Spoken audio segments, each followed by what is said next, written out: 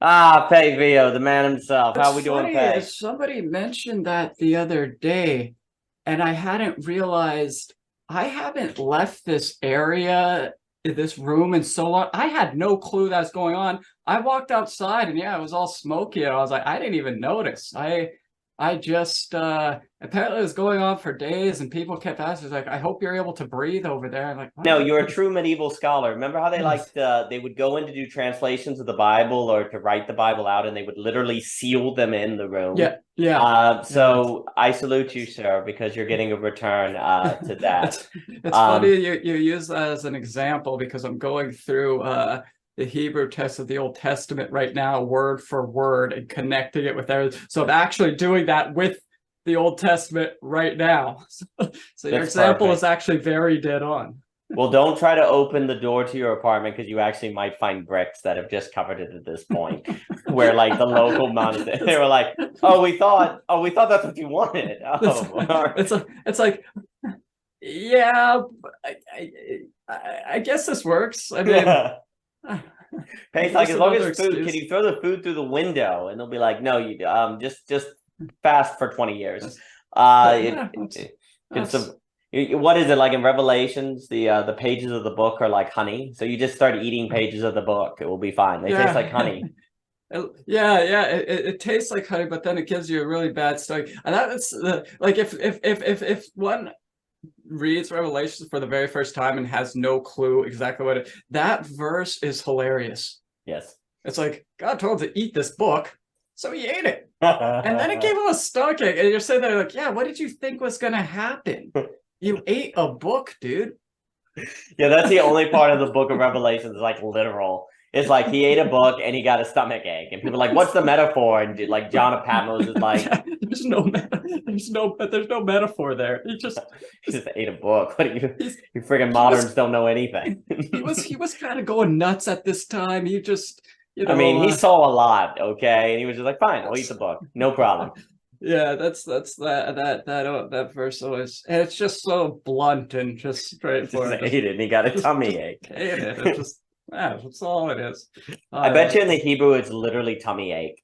It's like it's not bitter to the tongue. It's like he got a tummy well, ache. that's yeah, that's headaches. The word, a better translation for like whenever they talk about their head hurting is brain sickness. No, And so really. I just Oh, started saying like snap. whenever I would like have a hangover, I just say I have brain sickness. That's amazing. Headache equals brain sickness. Oh my Yeah, gosh. but it's a specific kind of headache, which I think I could be wrong just from the context that I've seen it put in. It's usually after they've been drinking, so that's it's like kind of like a So hangover. it's a hangover. It's a brain It's a brain sickness. sickness. Oh, I'm Yeah, gonna use that from now on and be like, yeah, it's don't drink that bourbon. You might have brain sickness. yeah, brain sickness. I'm I like like, it. I use it. I'm It's gonna I use think it's a that from funny now thing. on. But If you read some old English text like I think it's Gowan, not some of them still use brain sickness because that's oh, how they nice, translated it, and it was nice. and so Uh, you'll see it in old English texts. It's We are so kind of fun. lame. We just call it a headache. That's so I know. lame. It's I just like or a hangover. What does it's that like have to do with anything? It's yeah. like, oh, you draped your shirt on a chair outside to dry it. Oh, okay. You it's a hangover. It's Nice. No, you're straight up it's brain sickness, mother. it's brains. That's It's so much brain better because sickness. you made a bad choice. You had a sickness of the brain. That's why you're in this situation. So now you have brain sickness. It, Uh, I like it too because the word assumes the separation of consciousness. It's yes. not that your consciousness is left alone and it's fine. It's your brain. And that's I really like it because it does make it's like it opens it kind because if it gives us insight more so how they're viewing things like consciousness with certain Ooh. words like that. The fact that they would set because what if you were to say like take the jury Geist like Geist kind of being unwell, that would be completely different because they are not Ah. relating that to the brain. So brain sickness leaves consciousness intact. which is very different to the way, say, a modern scientific materialist would look at it these days. That's very interesting because I think to get at the zeitgeist of people or the background of people, you got to always be kind of looking behind, like glimpsing behind a tree or something.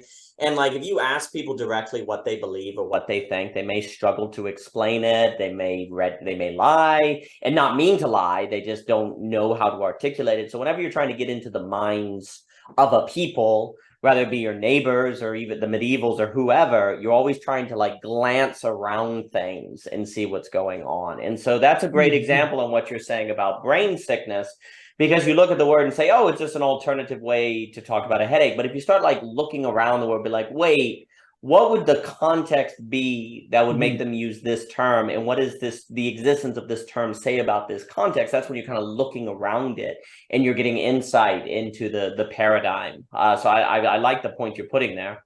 Yeah, it's interesting. You read like Aristotle, and this separation of these two things. It's not like a Cartesian dualism or anything. In fact, you wouldn't really call it. I mean, you could. I mean, depending on which view you're taking on dualism, but it was kind of like a whole body thing. Like consciousness wasn't just something that it was just as much in your heart as it was your brain, and so. It does. You had a conversation a bit ago, and I've been reading. I was actually talking to Hopkins about this, and he suggested some books on this, which have been really great. Like these kind of fields of consciousness, and how this would be a thing that doesn't just. It's almost like something like that would come toward the brain, say sparking like you look at how very strict scientific materialists look at it. So the chemicals, the brain chemistry goes on, and that's what's producing this reaction. It's an emergent quality, blah blah blah, and all that. But if you look at it from the opposite direction, in which there's actually something forcing itself on it, we might interpret it through those reactions in the brain, but our intuition is the more bodily kind of thing that's having the same effect. We just only interpret it there. And therefore this kind of field of consciousness is actually coming in and not actually going out.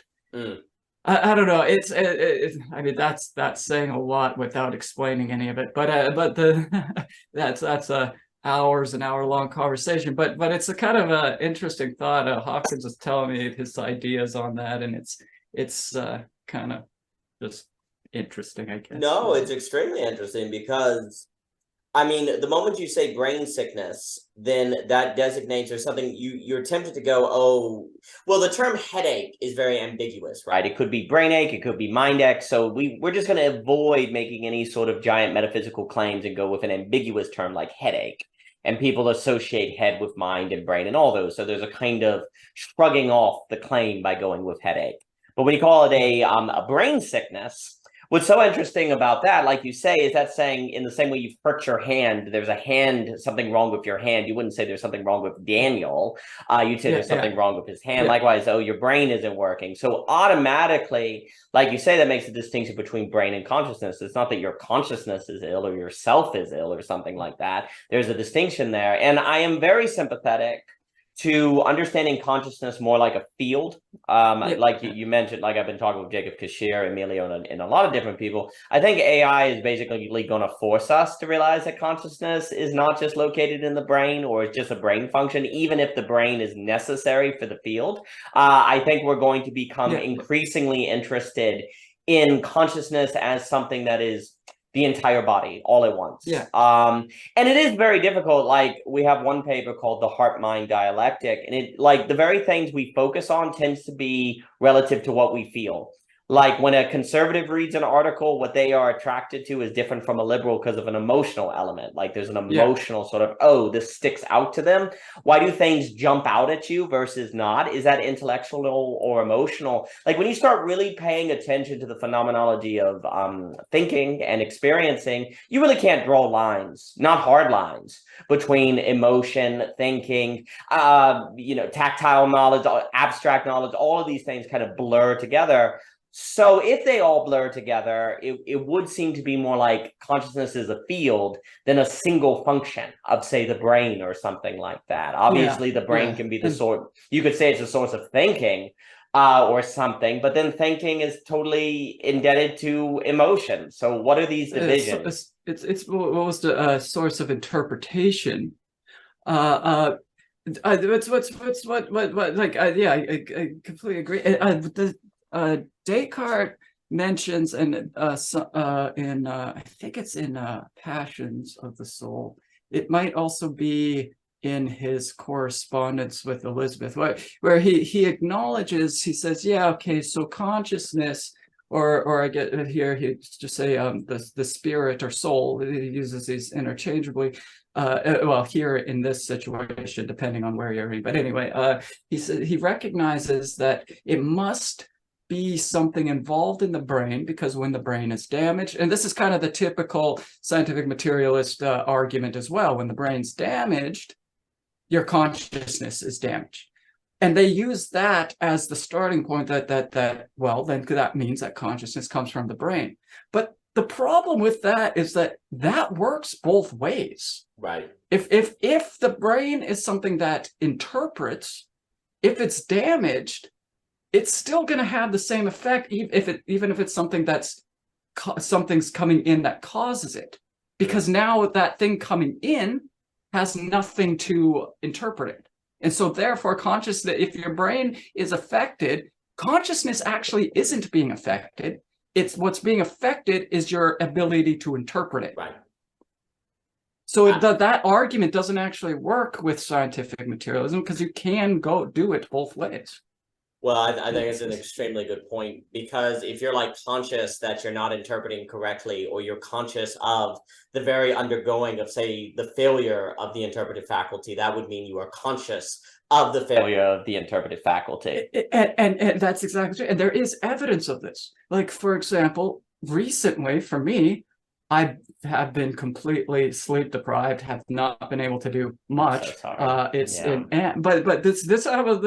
almost been good, because it helped me realize like that what I just said is because if consciousness simply was from the brain, when I was sleep deprived and still kind of am, I was able to sleep. That when I emailed you saying that I had just woken up, I was like, so I'm actually trying to get my sleep back on track, so I got to be up all night tonight and all day tomorrow so I can sleep and so readjust it. But anyway, what's interesting is I realized that even though I could not think, like if somebody asked me like to explain, say, the difference between Brentano's intentionality and Husserl's intentionality, which is what I've been studying and reading for the last few months, just nonstop, I wouldn't be able to do it right now because my brain's fuzzy, it's not working. But the thing is if consciousness was simply just from the brain,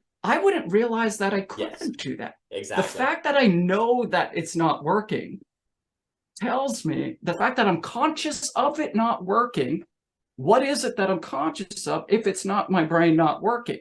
Therefore, something has to, I don't know if I'm explaining that well, again, because my brain is completely, it's static right now, but I think it's extremely clear, because what it would show is that you can become conscious of a faculty breaking, which would suggest that consciousness is not equivalent to that faculty, because your ability to recognize the faculty of interpretation waning, since that is interpretation, you're actually interpreting it correctly, though.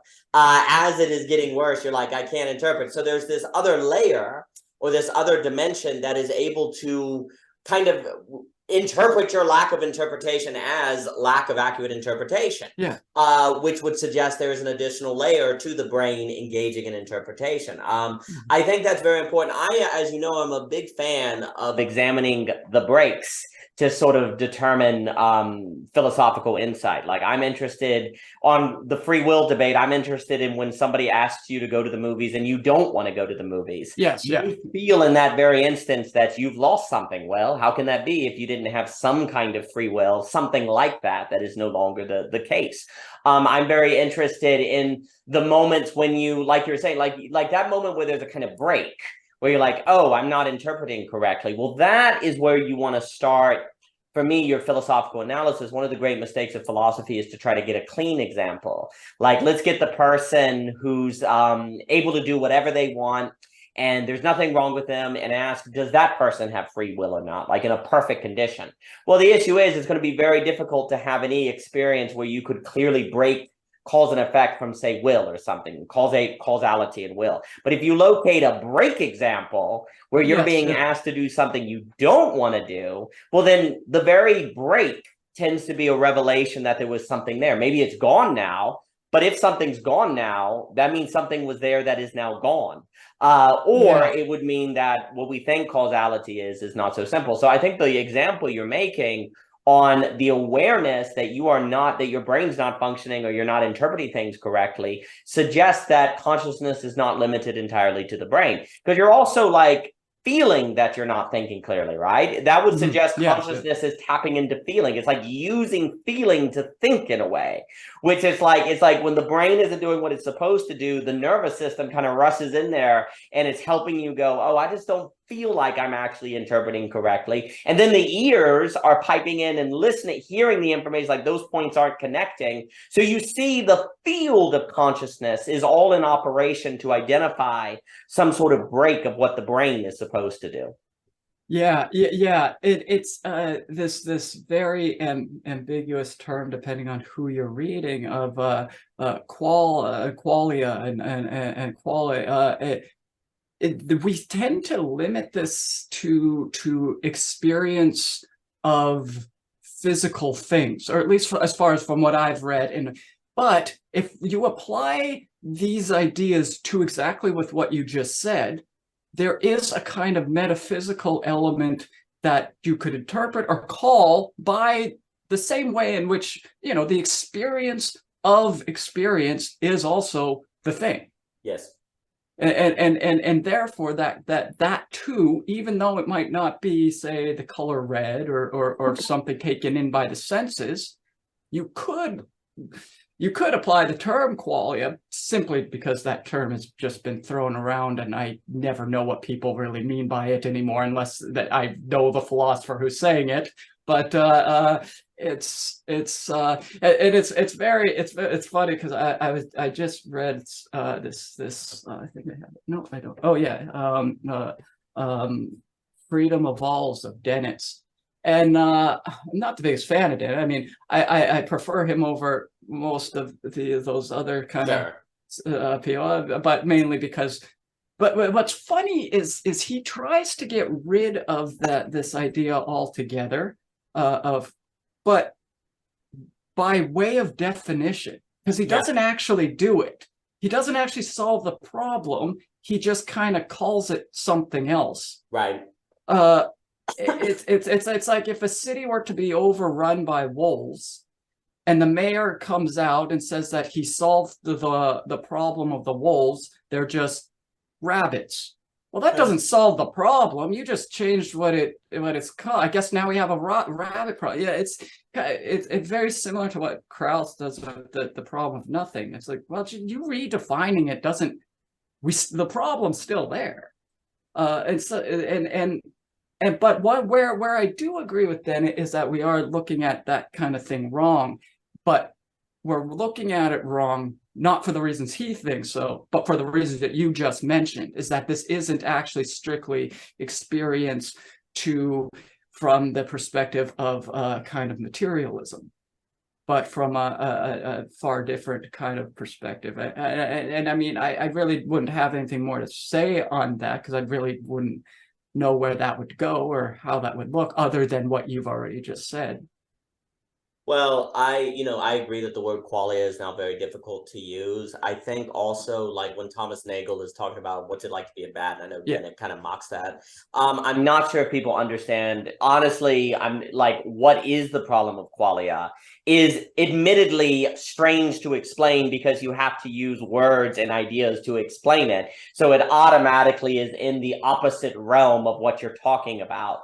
I guess the example that's better is maybe the Mary's room example that helps explain qualia, if I remember that correctly. Yeah, it's been a while. Yeah, it's a woman. Imagine there was a woman who was super smart, but she lived in a black and white room. Yes. And she never saw color ever. But she received the definitions of red. She knew about red. She could tell you all about red, all of the mixtures, what it exists, and so on and so forth. And then one day she's allowed to go outside and she sees a red rose. And the question is the following. Would she recognize it? And then two, does she gain something or not? Like if you say she gains something, then you are saying that there is a reality to qualia that is distinct from information, or that can only be gained in the experience of it. Quickly, that which would again provide a kind of a better understanding of what you mean by like field of consciousness. It's like you could almost say a communication of between this field and being. Well, being, biological being. It's, you could almost just say qualia is communication. No, for me, communication, that kind of dialogue, obviously relation, Bergson, Whitehead, what you see here, well, the thing that's also so interesting about it is the moment Mary experiences the color red, she could easily say, that's what I was talking about. And thus make it seem like the experience of the color red is the same as just the information she had about it.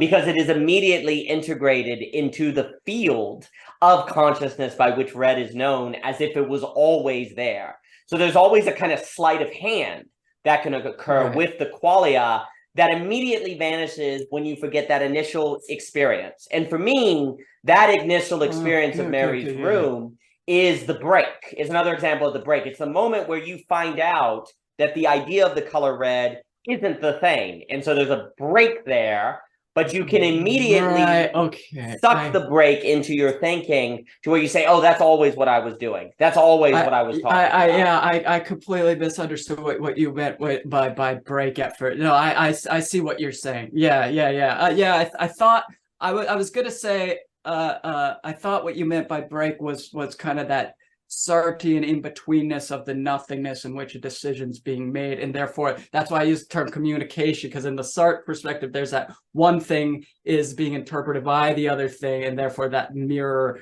But no, I know I that's how what I thought you meant by. But no, I get what you said. That makes a lot more sense now. No, I wasn't. The communication model is a perfect incorporation because it's kind of a switch of communication. Like you have this kind of communication between yourself and the object in the world that you're always understanding according it to rational information. And then you go outside as Mary, and suddenly it turns out that the conversation you were having, there's actually another conversation with the actual experience of red. And suddenly the conversation switches to being about a world where there is color, but you can always convince yourself that that there was no break in the conversation, that what you've now entered into is part of what was always going on, and that's where you miss it.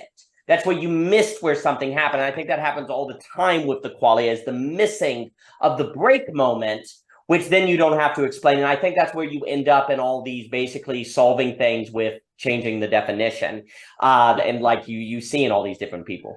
But and I'll also say I really like Rudolf Steiner kind of talks about the difference between precept and concept. And precept I kind of like as a term because, qualia is hard to use, but precept, he means perception, precept, like concept.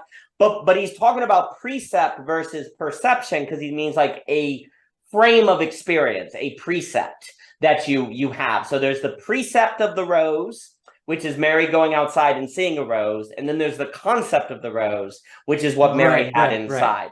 So Mary in her room had the concept of a rose, but not the precept. But once she goes outside, she gains the precept of the color red and the concept. But the problem is the moment she gains the precept, she can convince herself that that was contained in the concept all along, and that the concept actually captured the precept when clearly it did not. But you could, of course, engage in that if you wanted to, as you might be incentivized to do if you have a view of consciousness as only located in the brain, for example, and you come from that background.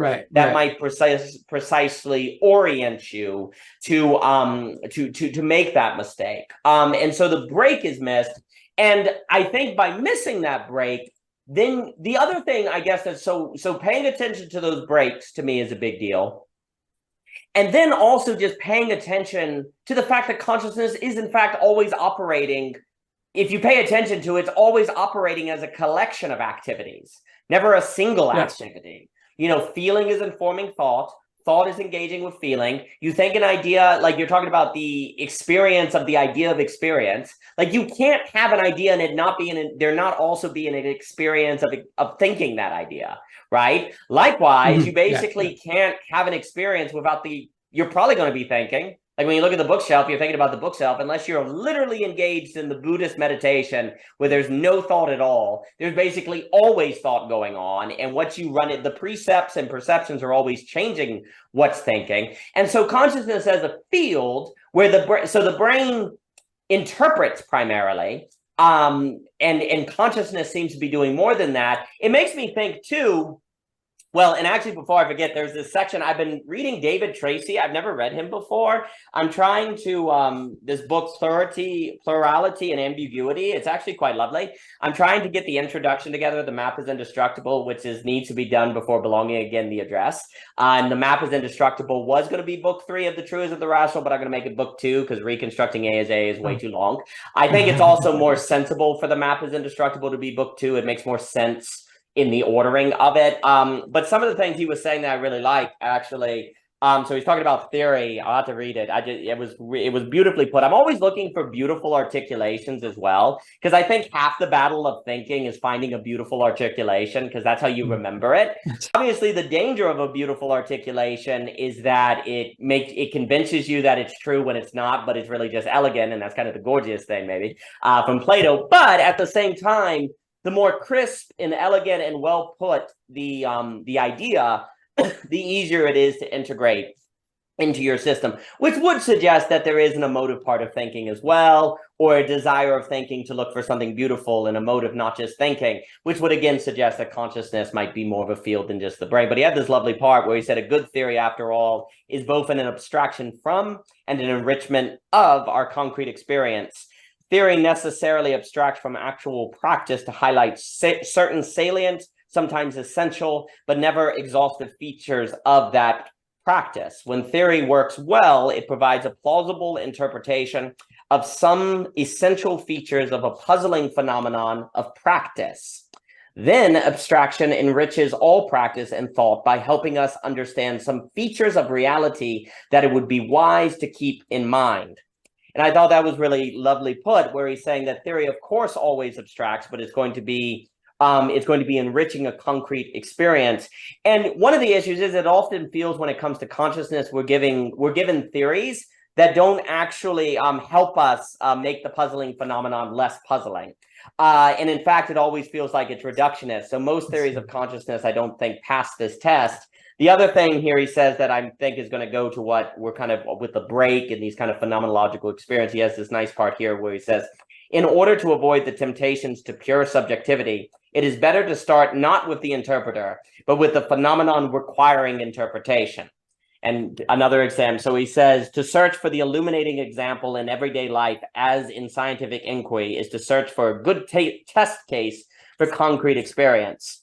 And so what he's getting at is it's really important to pay attention in your daily life to look for a particular phenomenological experience that theory is based on and that it orbits, as opposed to, say, the subject who is interpreting because once you do that, it's really difficult not to just fall into, pure subjectivism, as he'll talk about. But in a phenomenological, like the example of Mary's rose, you're focusing on the very phenomenological. You're not so much focusing on Mary, you're focusing on the encounter of Mary with the rose. And likewise, when somebody asks you, the example I always give for the free will debate, if someone asks you to go to the movies and you don't want to go, you're not really asking so much about the person, but the experience of encountering something you don't want to encounter, and really phenomenologically analyzing that.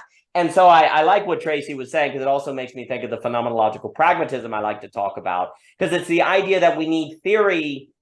And I think this is true. I think philosophy tends to be far better when it is theory based on a salient phenomenological experience, as opposed to asking questions of what is man? What is the soul? What is the brain? Because the problem with that is it's almost always going to be definitional. But if you base it on a salient experience, especially where there's a break, now we've got something that we can kind of leverage the conversation on, or anchor the conversation and orbit the conversation on. And that seems to be a lot more productive. And I like what Tracy was getting at there. I don't know if like plurality and ambiguity. Yeah, he's Tracy. David Tracy. I don't know if I've never read him. That name before. What I do, Pae, honestly, what I have like books in stacks that I have an intuition or feeling are going to be good for a project. And when I get to that project, I start reading them. Sometimes my intuition is totally wrong. Sometimes it's accurate. So I like divide when I'm going to read books when I finally get to the project. And David Tracy, I've always had in that stack. I also got this one by Caputo on Heidegger and Aquinas I'm curious about. So this one, it's John Caputo, The Deconstruction. He wrote a book on Heidegger and Aquinas. I'm really curious if this is going to be any good. Heidegger and Aquinas. Yeah, John Caputo, the deconstructionist theologian guy. I think he does The Weakness of God too.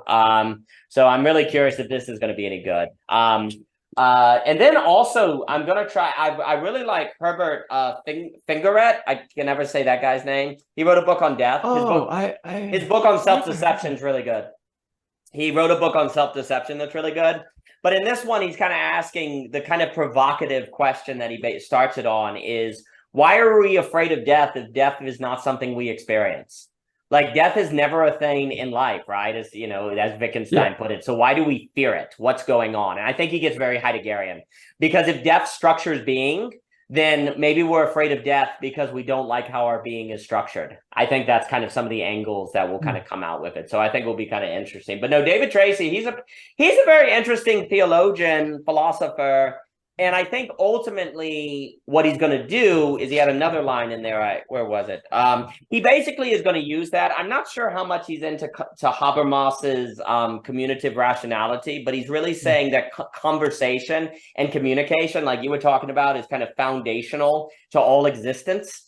But you see, the key then is that conversation be based on those phenomenological experiences, not just definitions and ideas, because if they're based on definitions and ideas, it's going to be a war, whose definition wins. But if we're instead conversing to orbit some sort of phenomenological mystery, the communication can bind us, make a community, but also help any one person from having the correct definition that controls everyone else. We're like mutually exploring a mystery. I'm not sure if that's the argument he's going to make, but as of page 50, I'm feeling like that might be the direction he's going in, which would make sense, because I always think Habermas's commutative rationality needs something like beauty or mystery, because then, if you're engaging in a commutative rationality, but at the center of it is a mystery, then that's going to help you avoid some of the power dynamics of conversation. Also, I do wonder in Habermas if there's not too much of a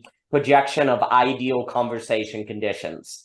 I don't think the conditions in which conversation occur are usually ideal enough to have a successful democratic exchange. But if everyone's conversing about a mystery, then the stumbling and incompleteness would be expected. So I have to expand on that, but I always like to think commutative rationality together with aesthetics. And then another way to put it, to bring it back to what we were saying, if indeed conversation and democratic exchange or whatever always has to honor a precept, that can never be fully captured in a concept, then no one party in the political discussion can ever have the full concept of which they would have a right to impose on everyone else. There will always be some limit of the concept to capture the precept of which everyone in the democratic exchange or whatever would have to honor. And so there's a kind of humility there in the commutative rationality. But you would have to, well, you would have to treat consciousness as a field, because if it's just a brain or just thinking, then whoever thinks the best has the right concept, and by definition has an epistemic responsibility to impose that on everyone else. So I actually think, I'll just note and give it back to you, I think the division between concept and precept and consciousness as field is actually politically very, very consequential. Like, if consciousness is the field, that has political that has political and sociological consequences, which I think we're going to be forced to consider as AI kind of gets on the scene and tends to be better at thinking than we are. The only thing I've ever read fully of Habermas is his book on modernity. But I didn't I've read read that one. Sections. Was it any good? I can't decide what I feel about Habermas. I have it right here. Oh, do you? Oh, there it is. Yeah, the philosophical discourses of modernity. It's just, yeah, well, it was a while ago that I read it, and I remember liking. Maybe I should reread it. Actually, I remember thinking but I'm not sure where I stand with anyone in that school, right? Especially Adorno, who right. you might have realized I kind of make fun of quite a bit. But that's only because of this book here, Ontology and Dialectic, where his best argument I find against Heidegger is this terrible poetry, which isn't actually terrible, but I mean, I love that lecture where he has to end the lecture saying, and I'm not just making fun of Heidegger just because it's like, yeah, but I mean, you kind of are. That's the Freudian slip. If you have to say, I'm not doing this. Yeah, I was going to say, if you have to say that, that's although I do highly recommend, I mean, Ontology and Dialectics is a fantastic book. There's actually a book that I've been meaning to send you since December, which I have, that's how often I get out, which is Adorno and Heidegger. I have it, and I've had it sitting here beside me since December. I even have a letter in it and all. And it's been I need to send this. I think you would really like it, but you are too kind. Yeah, I'm not sure where I stand with anyone in this school. It's I definitely disagree with Adorno on many things, as his theories on aesthetics and art in general. He's quoted saying jazz is just an expression of castration. It's like, well, I mean, you might not like it. I mean, that's fine. I mean, it is jazz, but I mean, that's I don't even know what that means. I don't even know. But no, I think his text, his lectures on Aristotle's metaphysics are great. But it's funny because I still prefer Heidegger's phenomenological interpretations of Aristotle, as well as basic concepts found in Aristotelian philosophy. I still think those two books are the best interpretations of Aristotle.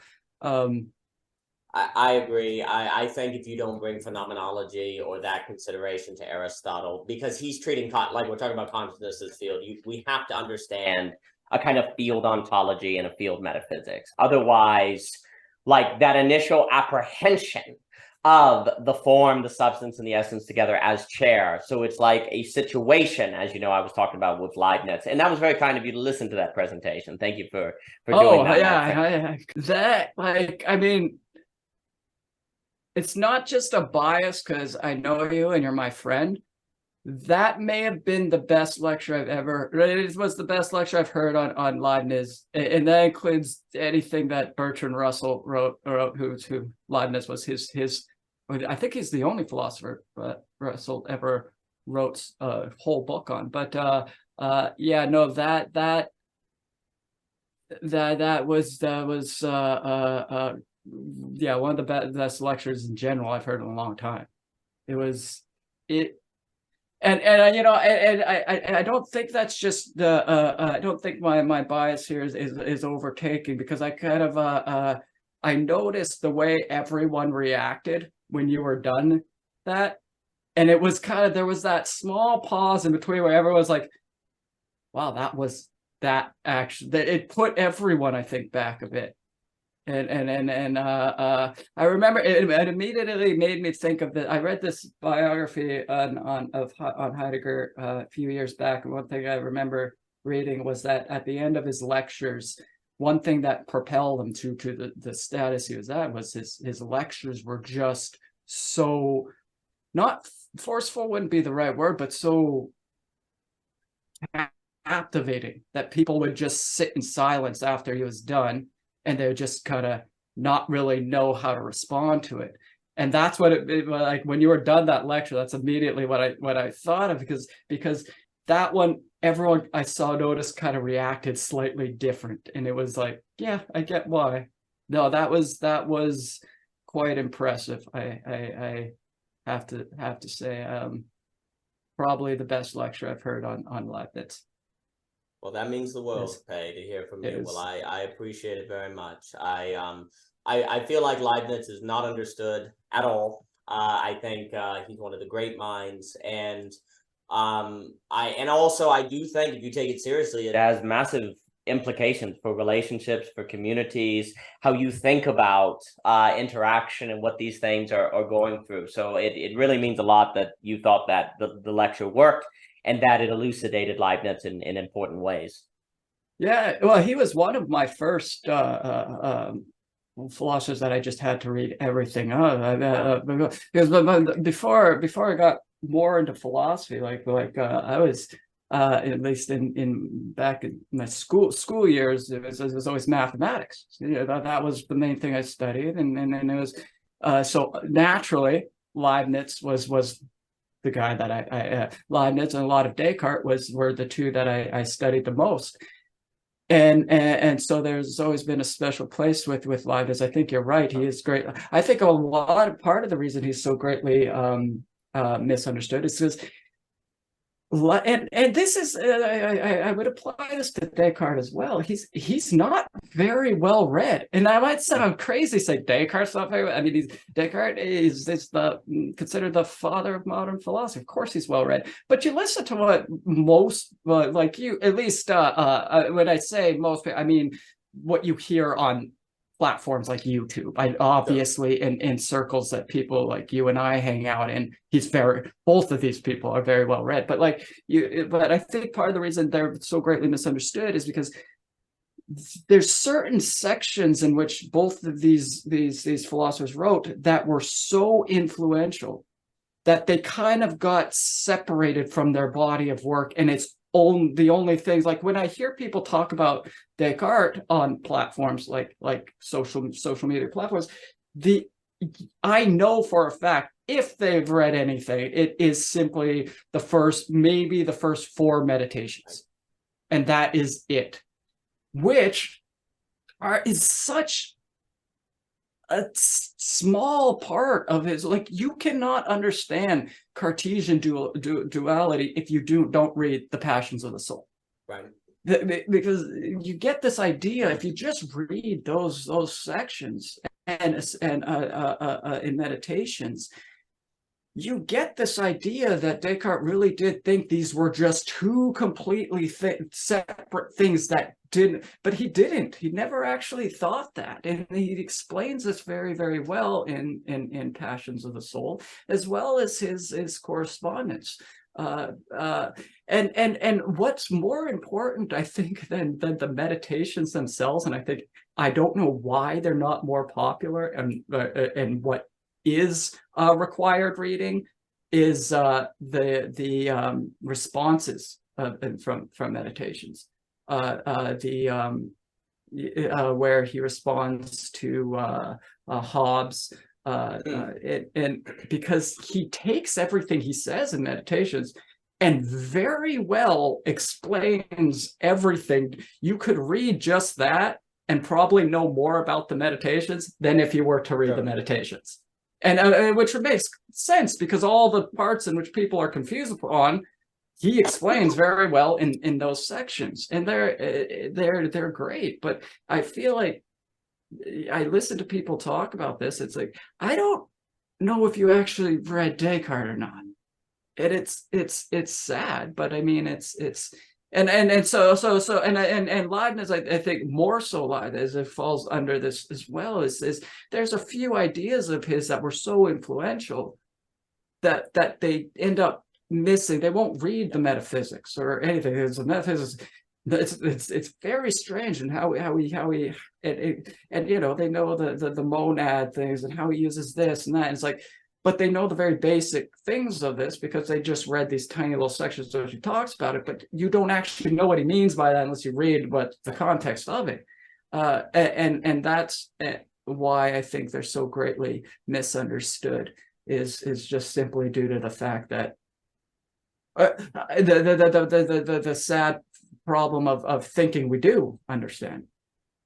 No, and myself included. Don't get me wrong. I'm not putting myself above any of this. I mean, it's I'm on that level too. That's why I don't leave this room. If I thought I knew all this stuff, I wouldn't be spending every moment I have at a desk. You know, I do that because I don't know all this stuff. But I think that speaks to the division between consciousness and brain too, where you're able to know you're not interpreting well, and that means you're ahead of the game in a way, or that there's a separation there that always has to be kept in mind. Like the very knowing that you don't know the full body of a thinker's work goes a long way to changing your relation to the thinker from one of, I'm done with them, oh, I know what they thought, to a kind of reverence. And if I were to say what needs to be the new character of thinking today, dare I say, on the liminal web or whatever the internet space is that kind of reverence. Like I think we're at a place now in learning, and there's very loud lightning and thunder now. So if my computer blows up, that's why.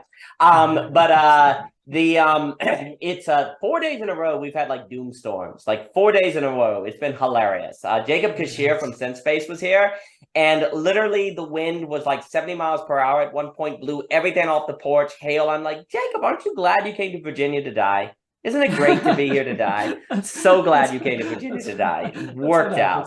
It was really funny. But I feel like one of the problems I have with Adorno, or many of the classic, some of the thinkers, is a kind of disregard or a certain pegging or a certain labeling or boxing of thinkers.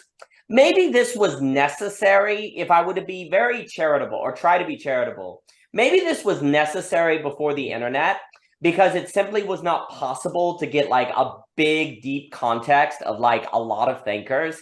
And maybe in the past, it was almost more warranted to view thinkers as part of like, you know, the modernist or the analytical or the empiricist, because that was a sorting mechanism that was necessary given the lack of, say, the internet or just the flow of information. Today, I don't think this mistake is as excusable. Like maybe in the past, we could sort of excuse it just given the information flows. I don't think today it's excusable. And I also think one of my worries with, say, ChatGPT, my concerns with like AI, ChatGPT, or different things like that, I'm not saying it won't get smarter. Every time I look up like Bergson or Leibniz or Hume just to see what ChatGPT says, it is absolutely wrong, completely and utterly wrong. And I don't see how that improves if the millions and millions of inputs of the average person are just reinforcing the simplistic interpretation.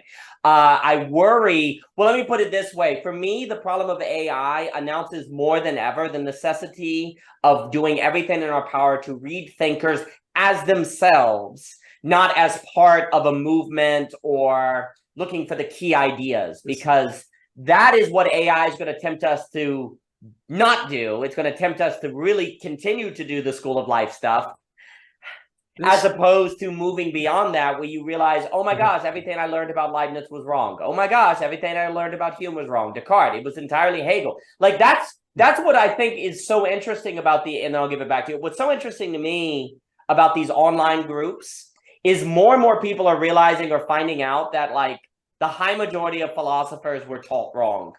Like the high majority of theorists, all of them, like the nuance, everything was made. You went to college, you learned philosophy. Sorry, 90% of what you learned was incorrect because they were teaching the thinker merely within the box of a school of thought, not as they are to themselves. Like the whole Heidegger existentialist thing. Yes, no, it's not so simple, right? It's like Leibniz, it's like the monads don't mean what you think they do because you can only understand them in the context of the metageometry of the analysis of Citas. You don't have that, then it's really weird and doesn't make any sense. But when you understand it as the monads are image of the structure of the whole universe because everything has a metageometrical structure. It's not some sort of woo-woo stuff. It sounds woo-woo, I'll give you that, but only if you're missing some of the earlier critiques.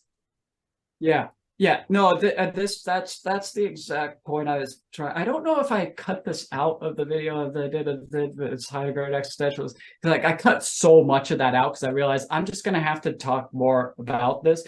I don't know if I left it in or not, but there's this part as it doesn't matter if you call him an existentialist or not. That actually doesn't change what he said. If you've read Heidegger and you read his bio, the term existentialism then is a completely blank slate in which you're just filling out whatever it is he actually said on that slate. It doesn't actually change what he said. So really, at the end of the day, if you want to call him an existentialist or not, I don't actually. Personally, I don't care. He still has said what he needed to say. This was also what I was trying to get at when in that first Descartes video I put out when I was saying, if you say that Descartes was a rationalist, and then you say that puts him in the boat of say Leibniz and Spinoza, and then you move on from that, you're wrong.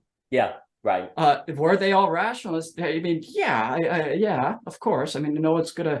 But that would be just as wrong as saying, well, Muhammad believed in God and Jesus believed in God.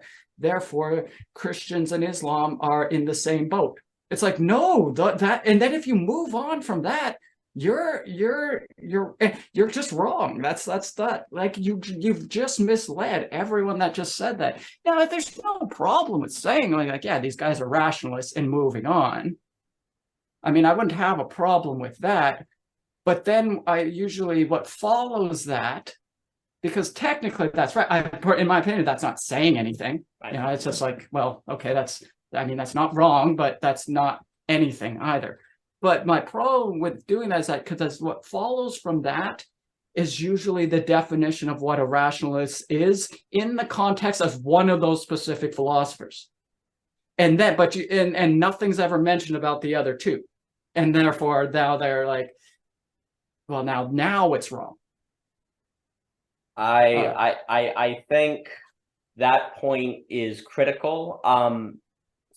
I think though it is not, it's this weird thing. I always like when McLuhan is kind of like, he's not so much interested on what's on the TV, but the medium itself, like the medium is the message or whatever. There's something to me where I'm always interested, like, in thinking about this problem on creating categories, is that kind of the category becomes the message. And the problem is the moment we say they're a rationalist, then the very act of saying they're a rationalist, what could be, although there isn't anything necessarily wrong with it, in the same way there's not anything necessarily wrong with the television, it does send a message that you can understand thinkers through categorization. And it also sends a message that categories are useful. That may not be true in this context. Yes, certain categories are useful, but are the categories by which we sort and organize philosophers actually useful to philosophy as a whole? I sometimes wonder this.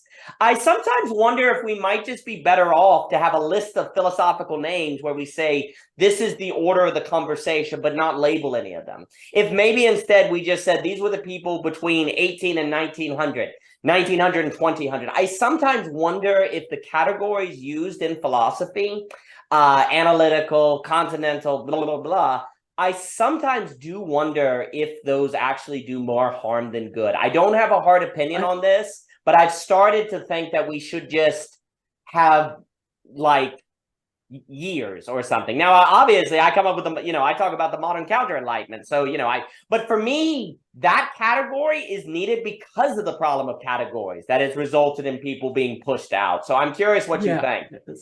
That this is the my biggest problem with what I used to call just pop philosophers, and the Jordan Petersons, the Sam Harrises, and this is Cadell last I heard Cadell last use the term general thinkers, which I like. So I stopped using pop philosophy and I started saying general thing. I think that's a lot more, but actually maybe not categorical thinkers, but category thinkers mainly. Like something like that might even work even better, because and that's the problem, because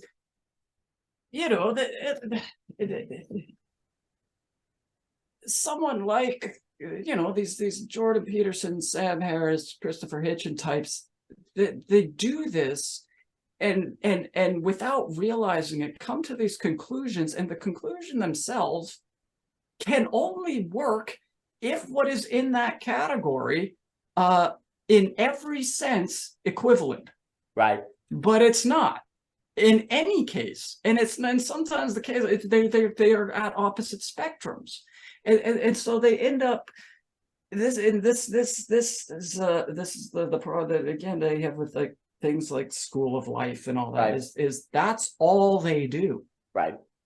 And it's not, and then the problem with that too is, and then people, since people like to be well this has nothing to do with whether one is intelligent or whatever, which I think a lot of people have a hang up on that, because I think that's what right. I would be getting at this. This has nothing to do with that.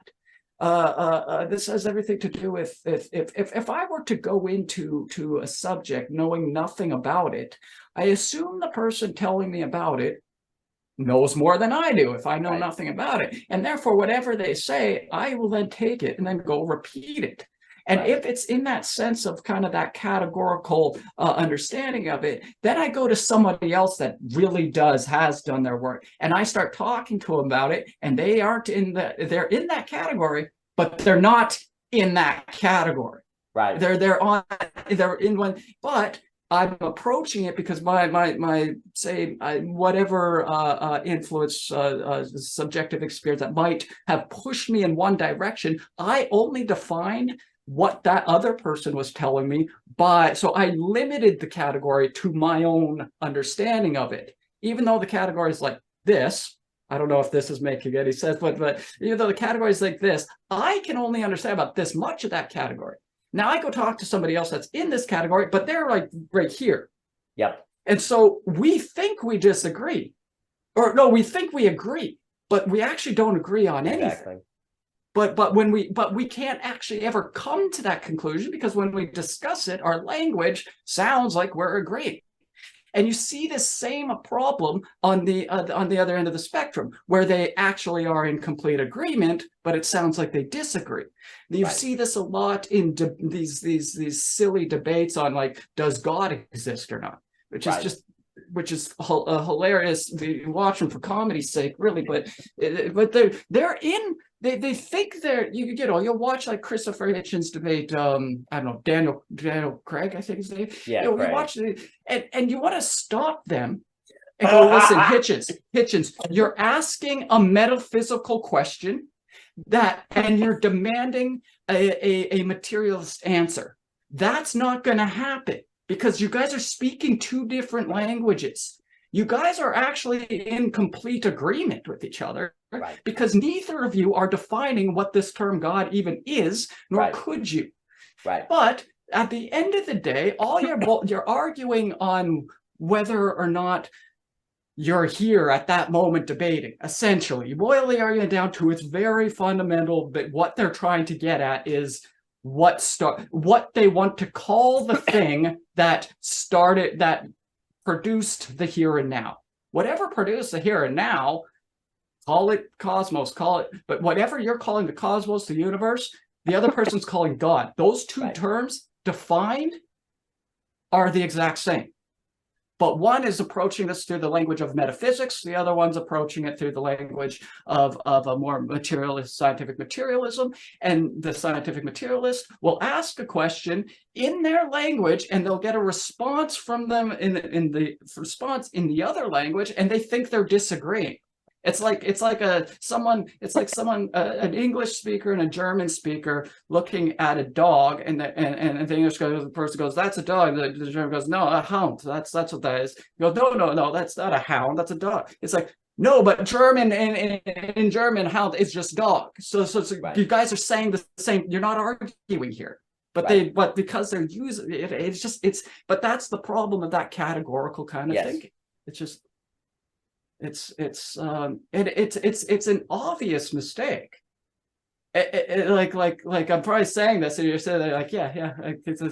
But this is something missed along a lot of people if they're just getting their information from other people that teach it this way. Oh, I appreciate you articulating, because I think it's one of the most severe problems out there. It's where you may have heard me mention, I think today on the online, I just keep saying liminal web because that's a term that exists now, referring to all of the different philosophy tubes and booktube, all these different things. So it's a nice term. I'll use it. Yeah, it's like there's a guy who gives a presentation on it, maybe even at the Stoa with Peter Lindbergh, but it's a useful term.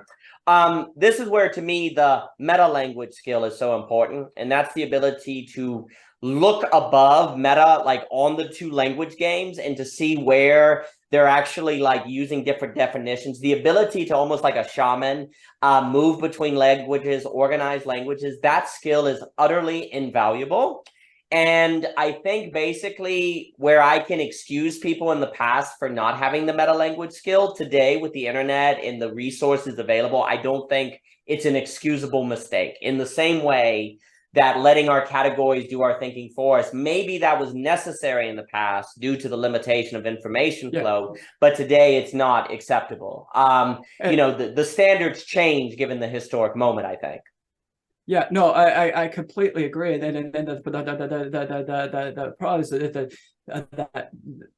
that could fix that is simply recognizing that. I think because we think that technology has not influenced us in a way which demands us to think differently altogether. Right. And then what you're explaining is one way in which it's doing that. But we're so used to doing it this way. And because when we read, and since that's how they did it in the past, when we read people in the past, that's how they did it. So therefore, we're reading. And then even if we do, so it's very difficult to escape, to break away from that. Which goes back to your earlier point on AI and how it is going to force us to recognize this field, because we're beginning to realize this field isn't one of these things in which we're reading this book. They might have had to do that in the past because of this, but this AI has changed the way in which we think without us realizing that we've just changed the way we think. Yes. No, but unfortunately, AI is well aware of this and well aware of this. I mean, quotation emphasis on those quotation marks, but as far as any perception of what AI is doing, we perceive it as being aware of this exact problem. Absolutely. I think that difficulty of change that you described, because it's what all they were doing. So why, if they in the past were doing it that way, why wouldn't we do it that way? But of course, AI can force the question, is that is what Hegel's trying to get at when he says the hour of Nineveh flies at dusk. Like, the massive changes require, unfortunately, because it's just like, why would you think to do it differently if all the old thinkers were doing it in the categorical way that's problematic? If they all didn't bother to learn meta language, why would you bother to do it? Well, because there's a catastrophe. Like, there seems to be two things that convince people to do things differently. A radical experience of beauty or a radical experience of terror. And it tends to be one of those two. And I do think what the AI will basically unleash one giant existential crisis, and people are going to like go back to old books or be relevant. But if they go back to old books and force themselves to read it in a way that goes beyond the ChatGPT summary, then they'll start to go, wait a minute, this doesn't sound like simple empiricism from David Hume. What? This doesn't sound like what I heard. What's going on? And then if you realize that one thinker may not be like how you were taught, then all the thinkers may not be like what you thought, and the horizon could open up, and you may learn to read, frankly, because there's an argument to be made that we haven't learned to read, which sounds so funny, but there's an argument to be made that we go through college, get degrees and all that, and we haven't been taught how to read books. And I do have hope, actually, that AI could, well, it's kind of funny, because you would think with you, like, there's an argument to be made that people are reading on their own, in their own free time, hard philosophical and literary texts more than ever before, when you would have thought with YouTube and Netflix it would go away entirely. And don't get me wrong, I think it's like a division, like people who are getting like lost in potato chips and Homer Simpson is increasing, but then you have this kind of entropy of the middle where a lot more people are like, well, they're going to use their free time to read Hegel. I mean, it's because YouTube allows people to have community with philosophers and like to meet people they otherwise wouldn't. And so in a very kind of funny way, YouTube has arguably helped bring about a revitalization of very hard and deep education when you would have never guessed that. And I actually wonder if AI precisely might do something similar. I know Justin Murphy over at Other Life, and I really love Justin. He's basically rebranded Other Life in terms of taking on the hard books, hard literature, hard philosophy, and getting back to the classics, because in light of an AI world, that's the way to go. So I do have hope with that. But of course, that would mean that we might finally learn how to read because of a catastrophe that is going to lead, and that would be the Owl of Nineveh flying at dusk. But if there is that return and you start going, oh, wait, categories are lacking, they misguide more than help, then that might kind of open horizons into how people read. So it is funny to think that we haven't learned how to read, but maybe we will. Yeah. No, that's very hopeful. That's why I like because well, it's true too. I mean, that this is I mean, and I think you are seeing this. Like I had this conversation the other night with someone, and you are beginning to see people turn to more away from that. Like certain things seem to have just happened in the last couple. Now, it could just be the fact that I myself have discovered that there are people on YouTube, for example, that do know what they're talking about. Because I had given up all hope, but that's because you're recommended these channels all the time, like School of Life and whatever the hell Sam Harris is ever going off on. Not that if you like I don't know. I'm going through free will again, and I'm just taking it apart note by note, and it's boring because it's boring because it's just I feel like I don't know. I'm gonna do a whole series on this. Which is actually why I first want to start a series. I'm just doing a series because what I started doing, why I'm going through Husserl, I went back to Husserl and Brentano is because of the Descartes series I'm doing, and I quoted Sartre a passage from the first chapter of Psychology of Imagination to try and explain a bit better where Descartes is coming from, what he means by imagery and ideas. But I wanted to make clear that they're not in agreement on this. So I wanted to put out a video on what Sartre, where he departs from the Cartesian landscape. And I just ended up writing and I just didn't stop. And then it ended up me just doing this about, I got about 45,000 words just on this, but I realized about half of it is me explaining the phenomenological method in which Husserl proposes, but to do that, of course, can't do it without Brentano. But Brentano was so low, though I'd read everything of Husserl, I hadn't actually read everything of Brentano. In fact, I think I've read very little. I have now recently going back, but there were certain things that I had no clue that Brentano just didn't actually suggest. His idea of intentionality is not he never uses that term, I don't believe, unless I missed it. I don't think he ever uses the term intentionality. And it's very, very different than what Husserl was getting at. And then, of course, Sartre makes an obvious distinction, but it's only an obvious distinction if you go use Husserl's ideas. It's not an obvious distinction if you read his logical investigations, because Husserl and Sartre are much more in line. And I could be wrong, and if anyone ever hears what I'm saying right now and they disagree, I would definitely be open to hearing that, because I mean, so I started writing a bunch on that, and then I realized I just kept going with Sartre, because then I get into Sartre was another one of these, like, apart from Descartes and Leibniz, when I really realized, well, philosophy I find way more interesting than anything else. Sartre was the guy that I was like, yeah, this is just fun to read, really. And so and even though I disagree with so much of Sartre, he'll always be one of my favorites, just because he's just great to read. So whenever I get into it, I just end up just writing everything, just go over everything all over again.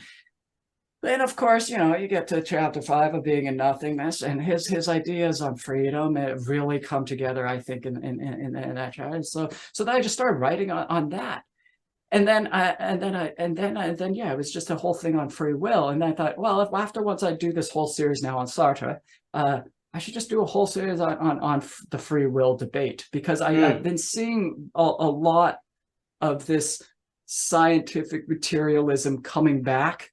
Yeah. Which I thought was kind of gone by a few years ago, but I'm starting to hear people, say these ridiculous claims of the truth of determinism, and from a very strict cause and effect perspective of scientific materialism, which I didn't think people still really. I mean, I knew it was still there, but and that's why I started reading, because another person I'd read very little of was Dennett, but mainly because I know enough about him to know that I'm not going to get much from him, but I was wrong. I did actually quite enjoy, despite disagreeing with everything he says. I did quite enjoy Freedom Evolves. I thought it was pretty interesting. Started putting together this series on free will and all that.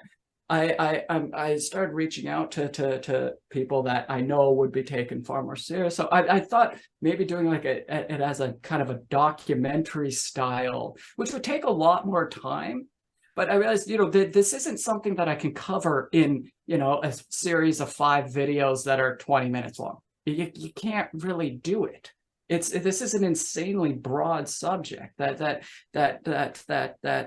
Sam Harris, I guess, solved within like 70 pages of a little pamphlet. It's funny, and a recent, I went back and I started watching all these interviews he does. He says in an interview with Bill Maher, he says something along the lines, not verbatim, of course. He goes, I don't know why philosophers and scientists are still struggling with the problem of free will. I solved it a long time ago. And I just want to be like, it's like just narcissist. Like, what kind of narcissist? Like that's terrible. It's like, had you ever put on the table that maybe the reason philosophers and scientists are still struggling with this issue is because you didn't do that? Has that ever been an option? I don't. But his weird, simplistic. Well, again, I guess I just end up getting back into the problem of thinking in that category, because that's his problem. That's exactly how he thinks, and that's exactly how he's seeing these things. And for example, he says, quotes in Free Will, that libertarians believe that the subject arose either metaphysically or magically out of nowhere. Now, if you read chapter 5 of Sartre, as who's in my opinion, the pinnacle of libertarianism, he does use this term magic, but not in the way that Sam Harris is trying to make it sound like he's using there. Like, it's just, and the way it's like, I don't know if he's being purposefully deceiving or if he's actually doing exactly what you're describing with these guys. And because that term can only mean this thing, and with this kind of supernatural understanding of it, Sartre must be you saying it in this way. It's like, no, that's you missed the point completely. And so yeah, that so I'm just gonna be taking this apart. But I've reached out to actual neuroscientists and I've been reading everything I can find on this, and it's been quite fun, but it's good. It takes me quite a while to do, but I think it'll be well worth it. I think a series like that people could go to and find would be invaluable.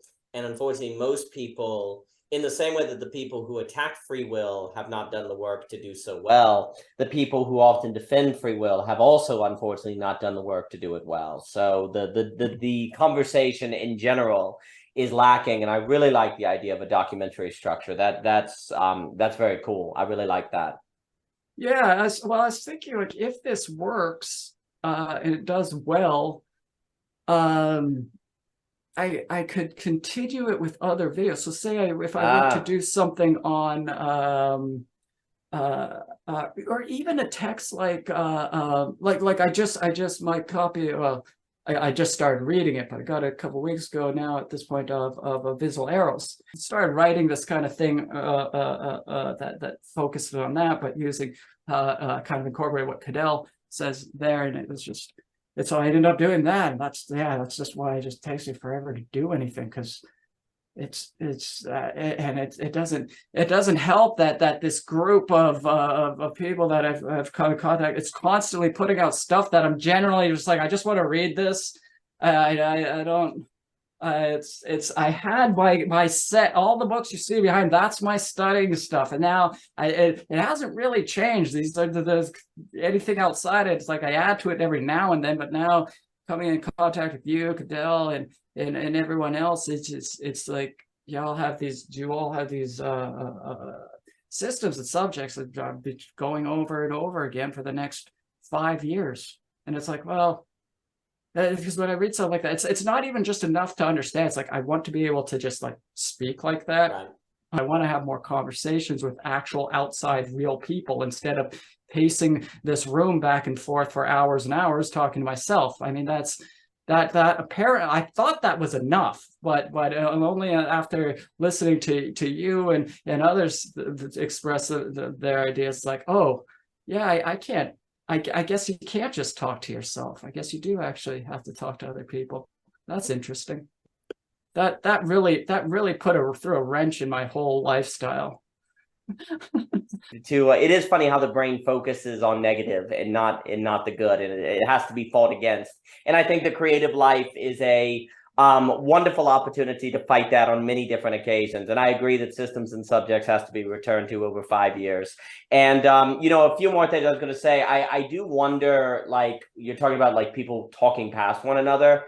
One of the reasons why I do wonder if the categories are so dangerous is because they suggest that the people speaking share very similar terminology, very similar ontologies, very similar metaphysics, where Hume's empiricism is not the same as what a modern empiricist is, right? But the term empiricism suggests that, all the empiricists have a very similar material ground, right? And so likewise, if we talk about the rationalist, well, what Leibniz means, according to rationality, always has to be situated in situations where other rationalists may believe that it's possible to be rational about things, right? So the problem is the categories suggest a similarity of ontological framework that might not be given, and that's where I think so many of the mistakes occur. Like you were talking about intention, right? Well, you may say, Sartre, Bernard, Husserl, Monty Python, these people all talk about intention. Yeah, but it's almost so different that calling it all intention is almost more harm than good, because it's so difficult not to bring the same paradigm between them. And I think that happens with free will as well. Like what some thinkers mean by free will is not what we mean by free will. Like a lot of people actually think, there's a difference between total will and, free will, which would be within the bounds of determination, right? Also, so that all has to be done. So I certainly hope you do that. You do that series. I think also the problem with someone like Harris and a lot of the scientific-minded people is they have a tendency. I do wonder about this. My experience is they tend to be, oh, I got the gist.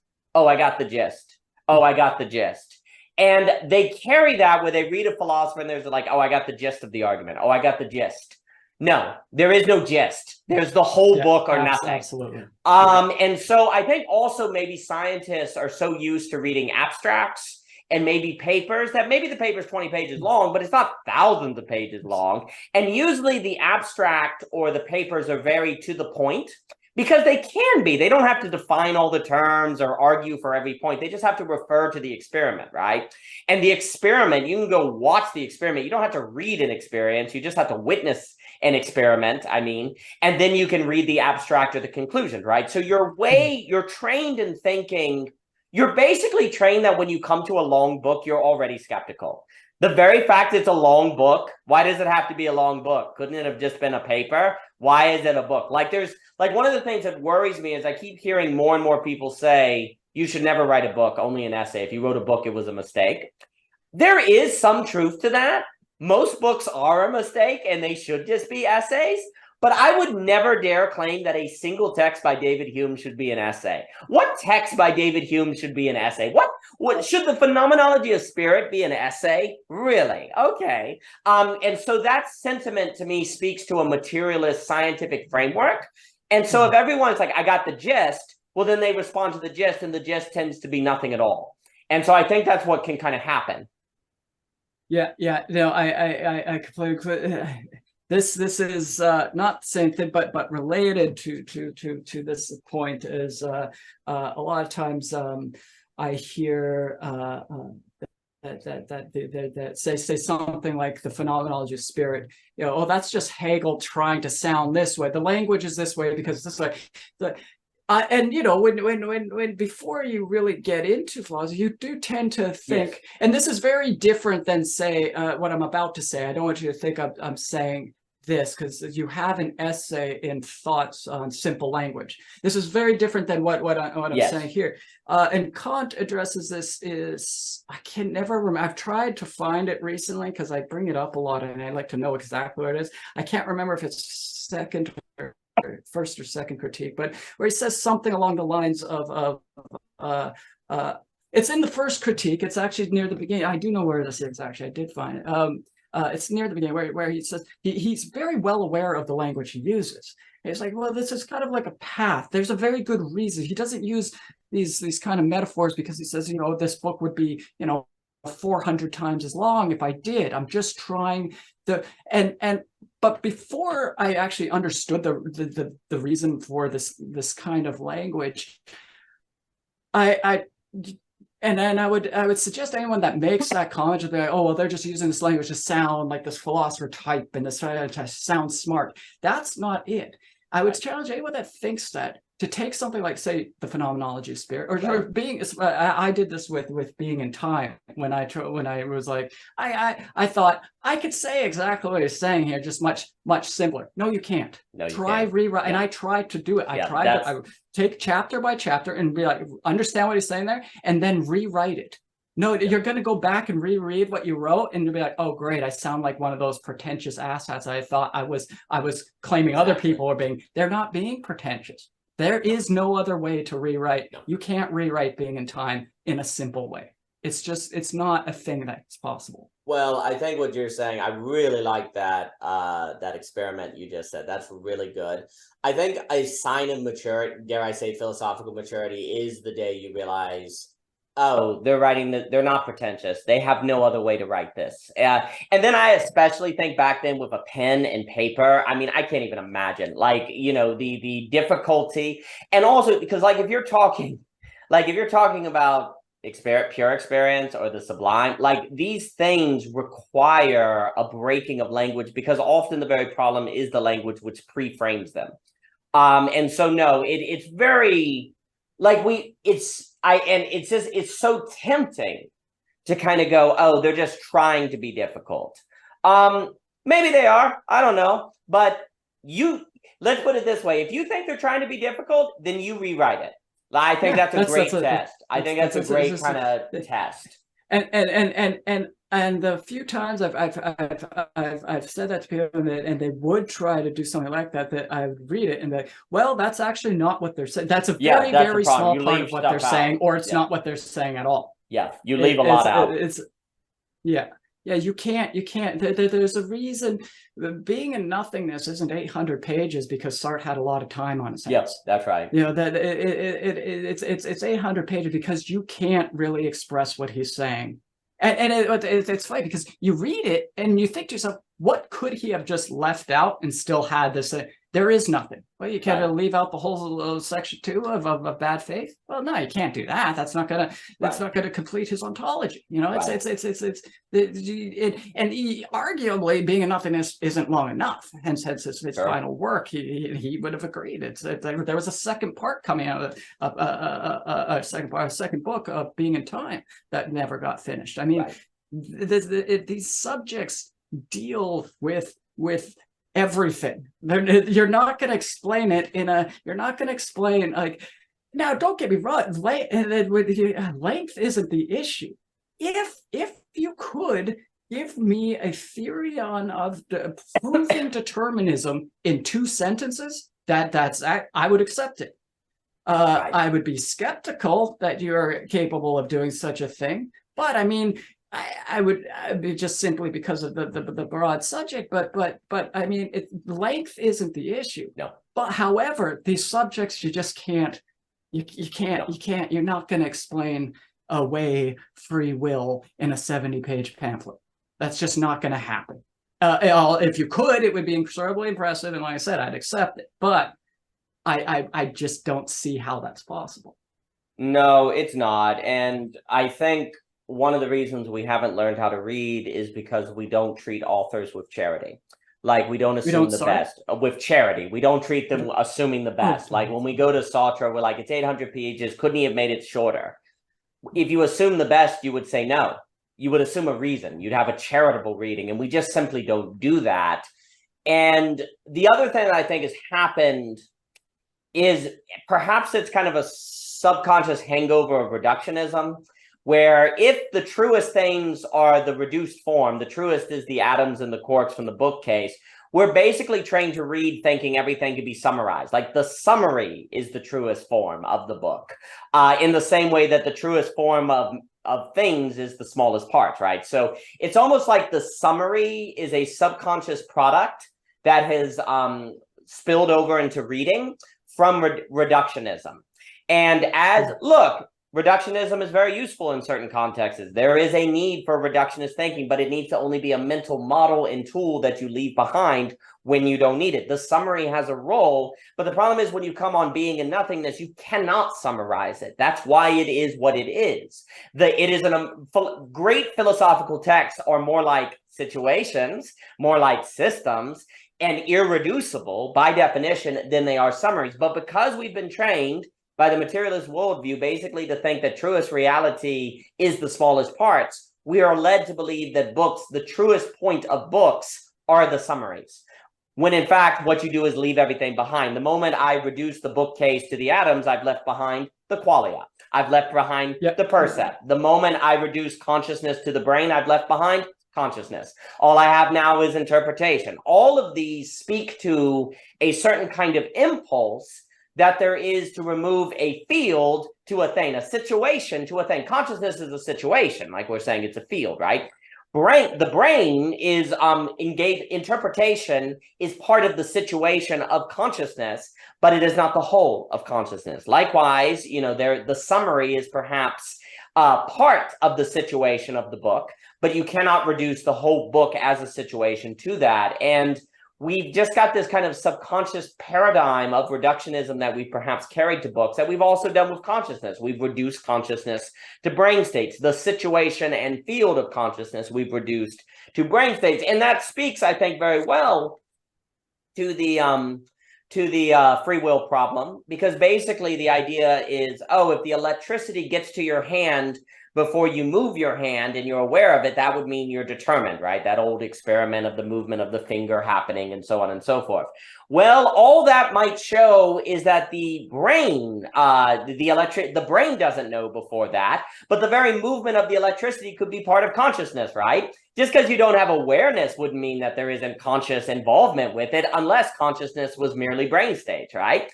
Also, even if you were to show that something like determinism seems more true in simple decisions, I doubt you can explain decisions like going to Food Lion in the same process as, say, moving your finger or what college you're going to go to. Like a very simple linear decision like moving your thumb probably doesn't give you much insight into who you're going to marry as being determined, but that's all kind of jumped.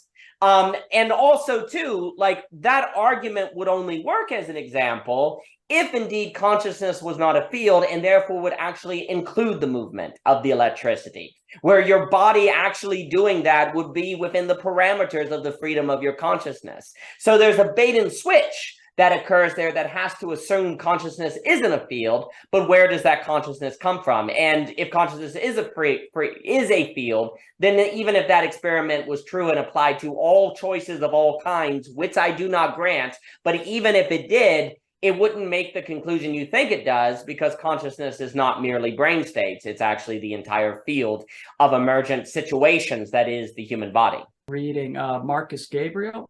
His books, I'm Not a Brain and What is Called Thinking, are definitely on what you're saying here would be very much. I think you would like those. I recently reread them in preparation for this, because I know that he's someone that in the introduction of I'm Not a Brain criticizes Sam Harris, and it's the only time I've ever read a real quote unquote very real philosopher, whatever that even means, actually even mention Sam Harris. So it's like, oh, great. The only time he's ever seems to be mentioned here is being criticized. That's kind of, it was reassuring for me anyway, that at least I, that gave me some kind of encouragement. But he brings in a lot of this, what you're just saying there. And well, I think I've seen a lot of videos of his on YouTube, and reading the comments. He's one of these people, I think a lot of people aren't quite getting what he's saying, and because they start off with the presupposition of materialism, right, and then they go forward from that, and so he's very easily just blown off as just not saying anything new, or right. And whether he is or isn't, it doesn't really concern me. What I'm concerned with is he does if at the very least he reminds people that no, this isn't all that there is. We're forgetting quite a bit, because this is a philosophical discussion. Yes. The discussion of consciousness and free will is philosophy. Right. It's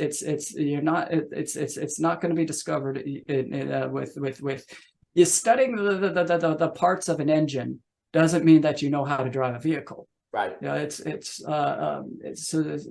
you might, yeah. So it's I would definitely recommend it in those books. Again, even if it's not saying anything you're not already aware of, and on top of that, I find him just to be such a great writer. So I love Marcus Gabriel just because he's a great writer. I will definitely I've been trying to get like Belonging Again out in thoughts, and he sits over there. I know once I read him, I'm going to want to write a lot on him. And I already got like The Map is Indestructible, Belonging Again too. And these books are all done, or digressions, or Turn the World. And I'm trying to force myself to get them out. Unfortunately, Belonging Again 2 is now 2,000 pages. So I really am not sure, because it's the address. You couldn't write it in an essay? I know, that's the thing, right? I screwed up. I know I screwed up. I try to cheat and do these I call them essay books. I do like Belonging Again, where they're essay books. They're decentralized, but all in conversation with one another. So that's how I kind of cheat and do essay books versus essay collections. There's a lot of benefits to that for the reader that I find, and I'll be going back to belonging again here real soon. I think after Abysmal Arrows, and the great thing about doing it that way is I know now where everything is very, very well, because you can read them separately. Yes. But there is that overall, a few overall points I think that you're getting at there that are interconnected, and it works because now whenever it's much easier in that format that you do, that if I'm reading, say, whoever, Sartre, I guess, Sure. and he says something, I go, if it reminds me of something Kant says, it takes me a while to try and find. Whereas if I'm like, oh no, that I read in Belonging, and that's in this essay here, and I know exactly where it is. So much easier to reference, I find. Well, I really appreciate you saying that, because that's part of the point. Like, the structure is supposed to, like, here's an idea, complete. Here's an idea, complete, but then there's a thread connecting them. And so it's easier to, like, finish the meal, finish the idea, and then carry it with you as you go to the next thing, and then reference them. So I'm really glad to hear that. And yeah, I think, like, the key, like we're saying, what is lost when you have this bad ideas thinking goes a bit back to the Mary's room thing. Like, is something lost if Mary never goes outside and sees the color red, right? If all she ever has is the concept of red and never the percept of red, right? We'd all say yes, right? Well, if that's the case, then what Mary does when she encounters the rose is not the same as what she was doing when she was in the room with everything black and white, right? And it goes to show you that consciousness is always situational, just like Leibniz says, right? Your situation is all, like, it makes it like, if everything is situation, everything's a monad basically for Leibniz, then the situation you are in is going to overlay with the field of consciousness, thus shape the consciousness, which shapes the situation back and forth, back and forth, back and forth.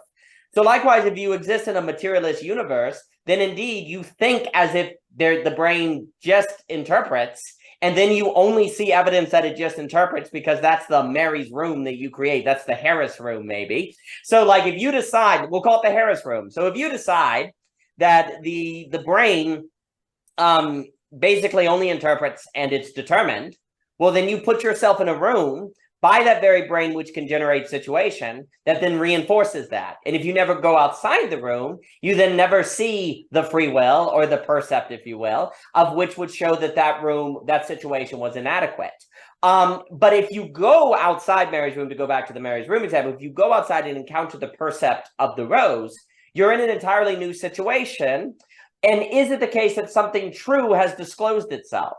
You would say, yes. The color red as a percept has disclosed itself. Oh, well, there was a truth then that thinking within the room could never arrive at. It had to enter into a situation where it could occur. And this is where I'm really curious. I was speaking with Matthew Stanley the other day, and he has this lovely line that's very interesting to me, and I've been thinking about it more and more and trying to think about it within some of the stuff that I have kind of written. And he was saying that people think while symbols mean.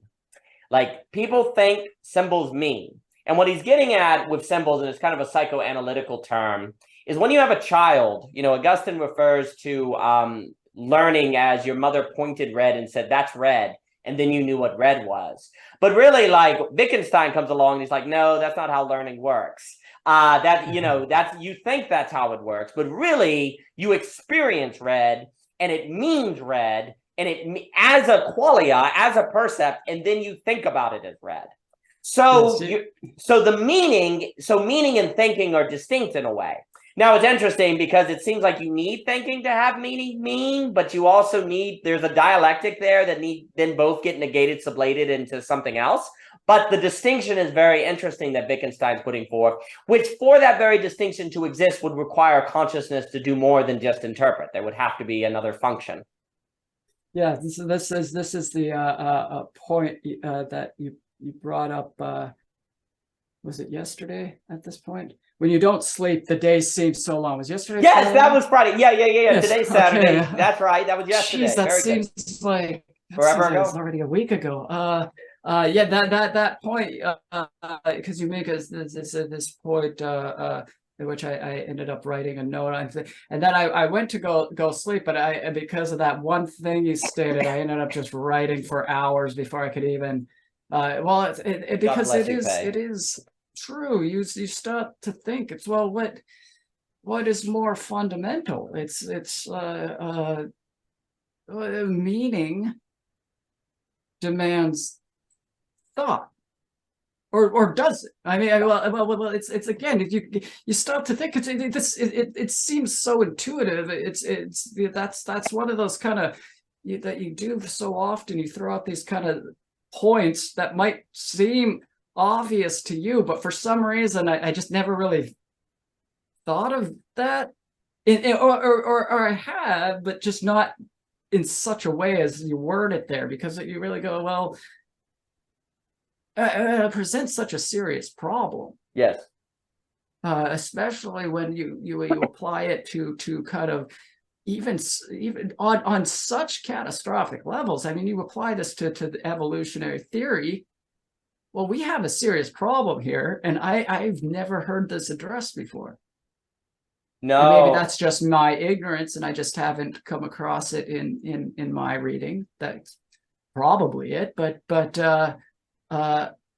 yeah, that blew my mind. I was like, oh man, now I got to deal with this, which is good, but it's like it's just because I don't even know what to say on it now, because I'm still just kind of grappling with how again though it falls in line with a lot of things that I've never heard it just said almost so bluntly, and just that's actually a problem.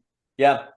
So no, I think what Mr. Stanley, I mean, what Stanley was saying is it suggests a lot, because if meaning comes before thinking, but does maybe only meaning come before thinking because you can think, and therefore you can fall into a situation in which that is possible? Like, is meaning the absence of thinking that has the quality that it does because you can think? Like, the silence that is a result of losing words or being speechless is different from the silence of where no one's trying to speak at all, right? Like, not all silences have the same quality. So there's a question if the entire situation of the human as kind of a dialectical relation between meaning and thinking is only possible because both are possible simultaneous, which then makes an opening for the negative of the other. It would almost seem like it has to, because what would it mean to mean without thinking? Like what would that even mean? And yet meaning and thinking are not the same. I mean, in Reconstructing A as A, we talk about like thinking versus perceiving. Like, when I perceive the bookcase without thinking about it, that's different from the thought of the bookcase that immediately rubs in. But then the question is the following: if I'm already perceiving the bookcase, does it mean, this is what's weird, is there a meaning in the thoughtlessness? Is that meaning? Is that meaning, or is that manifestation? Like, you could say, well, it's already conceptually framed within the human apparatus as bookcase, 4 dimensions of space and whatever. Well, that's why I think basically that problem kind of means you have to be dealing with situations, like Leibniz would say. Like in Hegel with the, I was saying the absolute idea, and I think it's true. I think Hegel and Leibniz are like two sides of the same coin. The absolute is a situation. The absolute idea is the absolute knowing is the absolute situation. And it's crazy because it would then emerge together. The meaning and the thinking would emerge kind of together and yet still be distinct. It's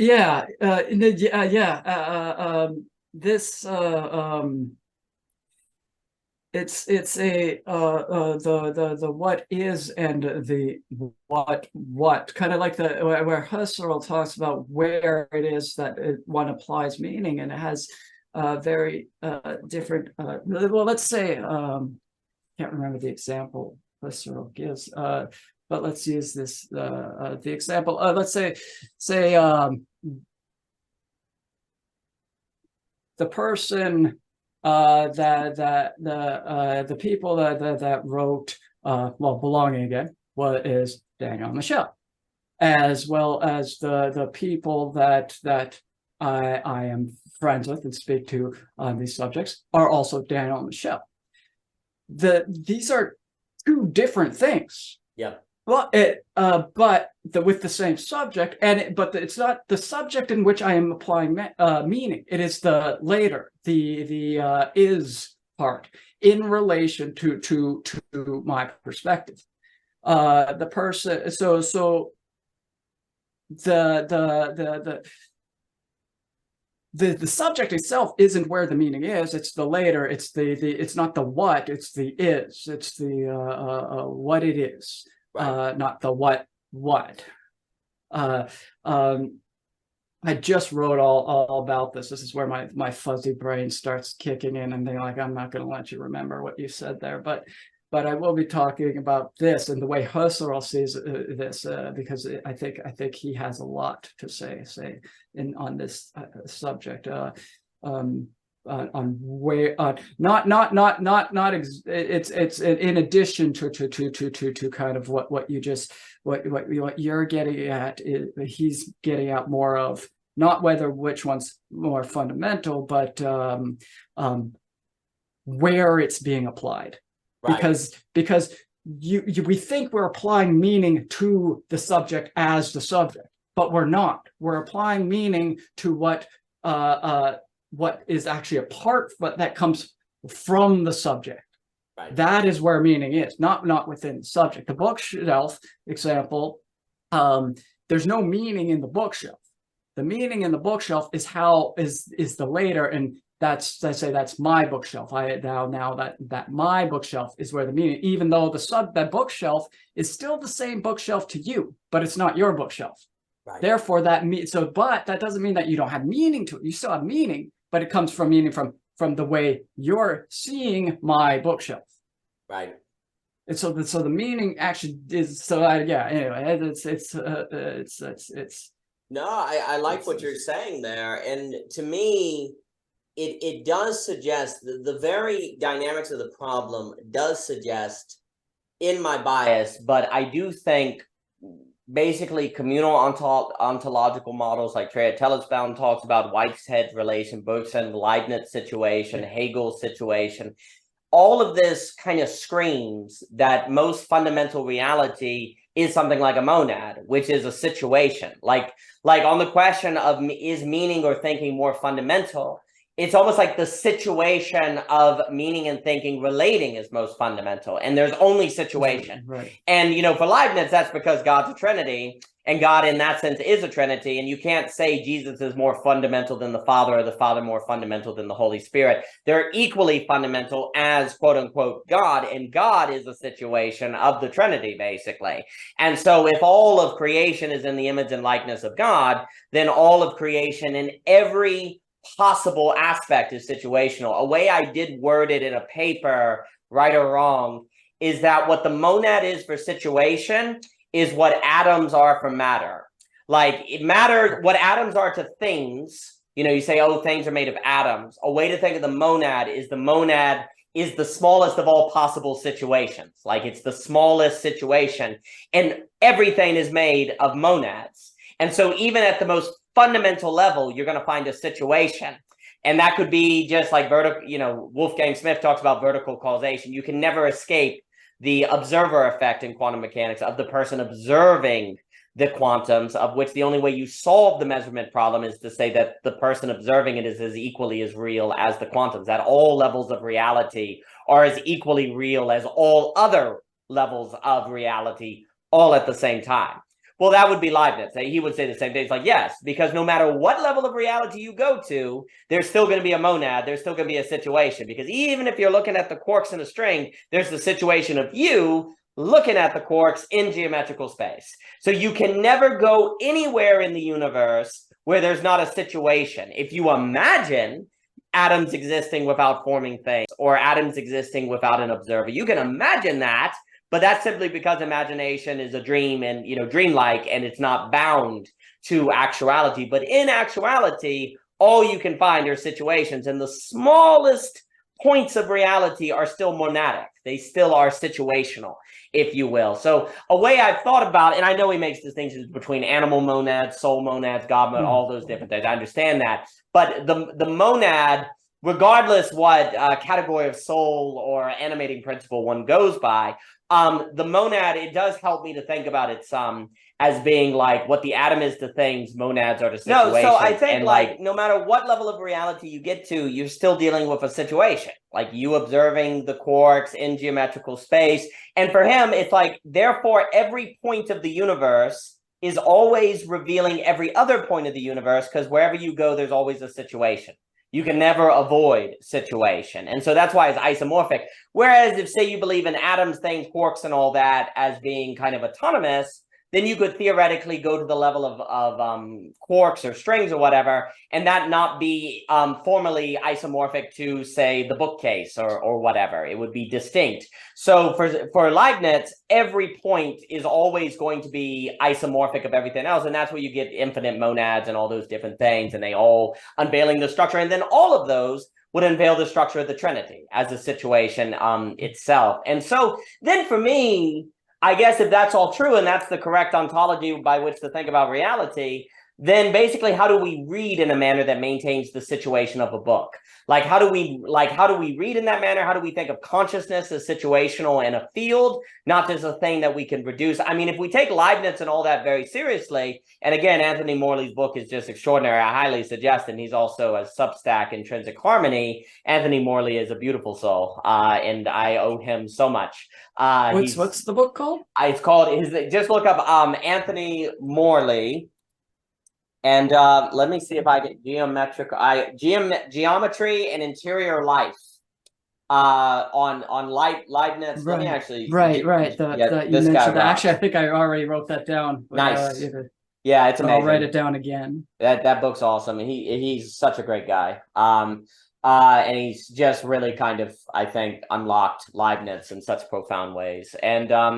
And so, you know, if everything is situational, then we have to think about reading books as maintaining a situation, or it's going to lose truth, if you will. We have to think about dealing with consciousness as maintaining a situation, or we're going to lose it. And then, therefore, like if we take that seriously, then the very manifestation of, say, freedom or consciousness is always going to be relative to the situation that it's in. It's indivisible from the situation. And so that's where the very thinking about free will, and then the situations we put ourselves in to think about free will, if it's a laboratory, that's going to be different from, say, situating the investigation on the break between when Mary leaves her room and sees the actual red rose, or the break for when you ask someone, do they want to go to the movies, and they don't want to go. Like that's because those are different situations, and therefore that changes the manifestation of consciousness and freedom, because those things are always situated.